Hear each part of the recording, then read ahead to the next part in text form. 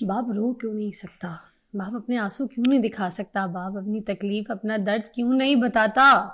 اس لیے کہ اگر وہ رونا شروع کر دے، اگر اس کے آنسو بہنا شروع ہو جائیں، اگر وہ اپنا درد بتانا شروع کر دے فضا، تو ان بچوں کا تو حوصلہ وہ ہے. باپ تو ایک پہاڑ کی طرح ہوتا ہے جو ساری سردی، گرمی، چھاؤں، دھوپ، طوفان، ہوائیں برداشت کرتا ہے، مگر اس پہاڑ کے نیچے جن کو سایہ دیا ہوتا ہے، سکون دیا ہوتا ہے، عافیت دی ہوتی ہے، حفاظت دی ہوتی ہے، کیسے ان کو بتائے کہ مجھے دھوپ لگتی ہے؟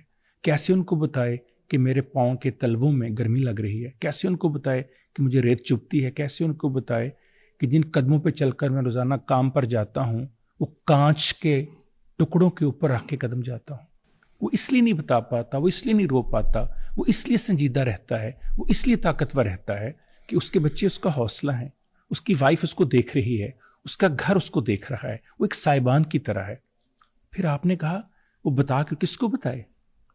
فضا سارے تو اس کو آ کر بتاتے ہیں، پاپا مجھے یہ چاہیے، پاپا مجھے وہ چاہیے، پاپا مجھے فیس دینی ہے، پاپا مجھے موٹر سائیکل لے دو، پاپا میری فیس ادا کر دو، پاپا مجھے کپڑے لے دو، پاپا عید آنے والی ہے، پاپا میں نے مری جانا ہے، پاپا میں نے سیر پہ جانا ہے، پاپا میرے دوستوں کے ساتھ جانا ہے، پاپا میں نے کھانا کھانا ہے.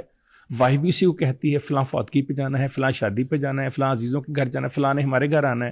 اب مجھے بتائیے وہ کس کو بتائے؟ سب کی سنتا ہے، سب کے لیے جو چاہتا